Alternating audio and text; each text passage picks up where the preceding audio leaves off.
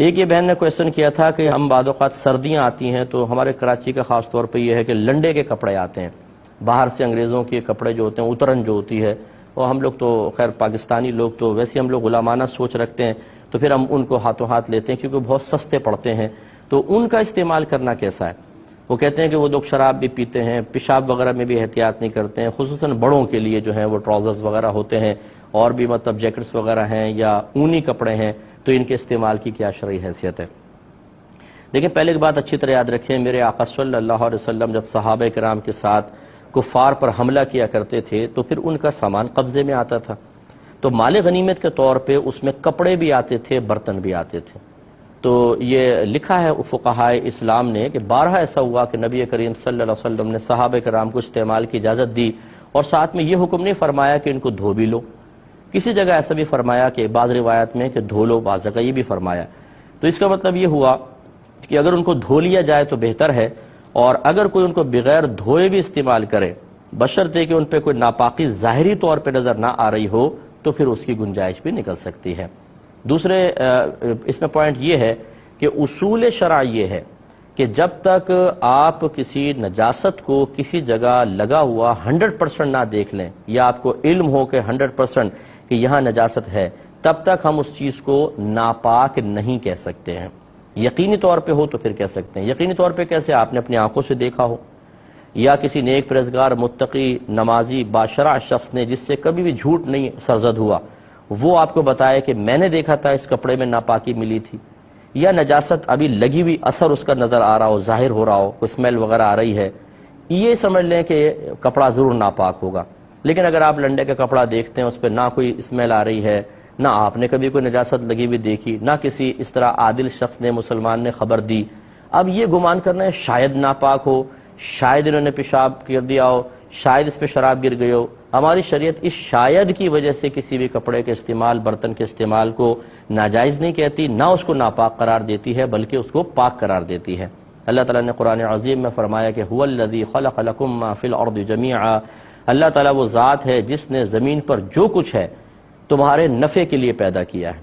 اس کا مطلب یہ ہے کہ اس لنڈے کے کپڑے سے نفع اٹھانا میرے لیے جائز ہے، کیونکہ قرآن کے اندر اللہ نے بیان فرمایا، اور نفع اسی چیز سے اٹھا سکتے ہیں جو پاک ہو، حلال ہو۔ اس کا مطلب ہے کہ قرآن یہ کہہ رہا ہے کہ یہ پاک ہے۔ اب یہ ناپاک کب کہلائے گا؟ جب اس میں ہمیں نجاست نظر آئے گی۔ گویا کہ اس کے پاک ہونے پر تو قرآن کی آیت بطور دلیل موجود ہے، ناپاک ہونے پر کوئی دلیل دیں اگر آپ کے پاس ہے تو پھر یہ ناپاک ہے، خالی آپ کے گمان سے ایسا نہیں ہو سکتا کہ ہم اس کو ناپاک قرار دے دیں۔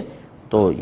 یہ ضرور ہے کہ آپ اس کو ناپاک قرار نہیں دے رہے، لیکن دل مان سا نہیں رہا تو آپ نے کہا چلو احتیاطاً دھو لیتے ہیں، اس میں کوئی حرج نہیں ہے کہ آپ احتیاطاً دھو لیں، تقوی کے طور پہ دھو لیں، اچھی بات ہے۔ لیکن ایک ہوتا ہے کہ بعض لوگ اتنے جرأت مند ہوتے ہیں کہ بغیر کسی شرعی دلیل کے کہتے ہیں تو ناپاک ہے، کیسے آپ نے پہن لیا؟ بھئی کیسے آپ کہہ رہے ہیں ناپاک ہے جبکہ شریعت اس کو پاک قرار دے رہی ہے اصلاً؟ اگر آپ اس کو کہتے ہیں یہ ناپاک ہے تو دلیل دیں کہ یہ ناپاک ہے، خالی آپ کے گمان سے کوئی چیز ناپاک نہیں ہوگی، اس کے لیے قطعی شرعی دلیل درکار ہوتی ہے۔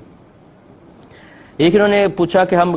چائنا جاتے ہیں کچھ مال وغیرہ خریدنے کے لیے، جیسے آج کل ٹریڈنگ ماشاءاللہ کافی چل رہی ہے، تو یہ کہتے ہیں کہ وہاں پر غیر مسلمین کے ہوٹل ہوتے ہیں، اب ہمیں کھانا کھانا ہوتا ہے تو ہم اس میں داخل ہو جاتے ہیں، گوشت وغیرہ تو نہیں کھاتے لیکن پھر بھی ان کے برتن استعمال کرتے ہیں، اور سنا یہ ہے کہ مطلب ہمارا گمان کہتے ہیں یہ ہے کہ کچن کے اندر ہو سکتا ہے کچھ ناپاک بھی پکڑا ہو تو اس کا چمچہ کسی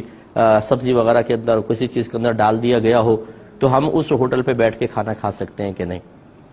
لیکن اس کا جواب یہ ہے کہ آپ کو کچن میں تانک جھانک کی ضرورت ہی نہیں، یہاں تحقیق کی حاجت بھی نہیں ہے، اور ایک بات۔ دوسری بات یہ ہے کہ آپ گوشت کے علاوہ کوئی بھی چیز منگوائیں، گوشت کے علاوہ سے مراد ایک تو جیسے مطلب گوشت ہے بکرے کا، گائے وغیرہ کا، یہ تو بالکل نہیں، اور اگر سمندر کے جانور ہیں ان میں صرف مچھلی کے علاوہ کچھ بھی نہیں، تو اگر آپ مچھلی منگوانا چاہیں تو فش منگوا سکتے ہیں، باقی یہ گوشت وغیرہ اور کوئی نہیں، یا پھر کوئی سبزی وغیرہ، کوئی دال وغیرہ، کوئی چاول وغیرہ ہو، رائس، وہ منگوا لیں، اور اس میں یہ بالکل کوئی مطلب آپ زیادہ تحقیق نہ کریں کہ اس نے کہاں سے نکالا ہوگا، کون سے چمچے سے نکالا ہوگا۔ شریعت نے ہمیں اس قسم کی تحقیق کا مکلف نہیں بنایا ہے، آپ کھا سکتے ہیں۔ اور ابھی میں نے تھوڑی دیر پہلے آپ کو یہ سمجھایا کہ کسی بھی چیز کو ناپاک قرار دینے کے لیے، اسی طرح حرام قرار دینے کے لیے شرعی دلیل درکار ہوتی ہے، اور وہ بھی ایسی جو پختہ ہو۔ ورنہ خود اللہ نے قرآن میں فرما دیا کہ جو کچھ زمین پہ اللہ نے تمہارے نفع کے لیے پیدا کیا ہے، اور جب سب چیزیں ہماری نفع کے لیے ہیں تو اس کا مطلب ہے کہ نفع اسی سے اٹھا سکتے ہیں جو پاک بھی اور حلال بھی ہو۔ اس کا مطلب اگر رائس ہمارے سامنے لا کے رکھے گئے ہیں تو ہم اس کو پہلے کہیں گے یہ پاک بھی ہیں حلال بھی ہے، کیونکہ اللہ نے قرآن میں فرمایا دنیا کے ہر چیز سے آپ نفع حاصل کر سکتے ہیں، صرف اسی سے حاصل نہیں کر سکیں گے کہ جس کے اوپر کوئی دلیل شرعی طور پہ آ جائے کہ یہ ناپاک ہے، یہ حرام ہے، اور اس پر کیا دلیل ہے کہ ناپاک اور حرام ہے، تو اس کے لیے قطعی دلیل چاہیے۔ آپ اپنے گمان سے اس کو ناپاک یا حرام قرار نہیں دے سکتے، اور قطعی دلیل وہ ہے کہ آپ فرض کر لیں آپ نے جا کر ہی دیکھ لیا کہ اس نے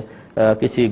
مطلب سور کے گوشت میں چمچہ تھا، وہی نکال کر اسی سے کوئی چیز نکال کر آپ کو ڈال دی، پھر آپ اس کو ناپاک کہہ سکتے ہیں؟ یا کوئی اندر کچن کے اندر مسلمان تھا، بالکل پرہیزگار، متقی، نمازی، باشرع، اور اس کی زبان سے کبھی آپ نے جھوٹ نہیں سنا، وہ آ کے آپ کو کہتا ہے کہ میں کچن کے حالات جانتا ہوں، اور یہ جو آپ کے سامنے چاول لا کے رکھے گئے ہیں نا، یہ سالن لا کے رکھا گیا ہے، اس میں ناپاک چیز کی ملاوٹ ہے،